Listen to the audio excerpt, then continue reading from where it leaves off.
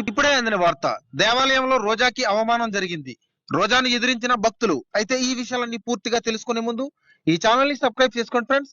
ఈ వీడియోని అయితే పూర్తిగా చూడండి ఫ్రెండ్స్. అప్పుడే మనకేంటంటే కంప్లీట్ గా ఇన్ఫర్మేషన్ అనేది తెలుస్తుంది. తమిళనాడులోని తిరుత్తని మురుగన్ ఆలయంలో నటి మంత్రి రోజాకు అయితే చేదు అనుభవం ఎదురైంది. మంత్రి రోజాతో పాటు ఆలయ నిర్వాహకుల తీరుపై వేలాది మంది భక్తులు అసహనం వ్యక్తం చేశారు. అయితే ఇలా ఎందుకు జరిగిందనే విషయాలైతే మనం ఇప్పుడు పూర్తిగా తెలుసుకుందాం. నేడు కృత్తిక పర్వదినం కావడంతో మురుగా 5వ క్షేత్రమైన తిరుత్తని మురుగన్ ఆలయంలో వేకువజామున మురుగా స్వామికి ప్రత్యేక అభిషేకం, దీపారాధన నిర్వహించారు.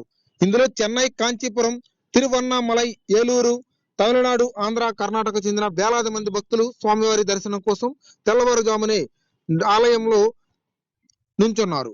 పురస్కరించుకొని నటి మంత్రి రోజాతో పాటు పీటారెడ్డి, రామచంద్రారెడ్డి స్వామివారిని దర్శించుకున్నారు. అలాగే ఈ నేపథ్యంలో జరిగిన అభిషేక కార్యక్రమంలో మంత్రి రోజా పాల్గొన్నారు.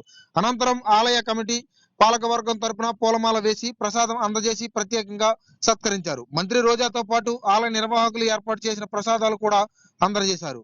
ఈ సమయంలో వేలాది మంది భక్తులు దర్శనాన్ని నిలిపివేశారు. దీంతో భక్తులు తీవ్ర ఆగ్రహానికి గురయ్యారు.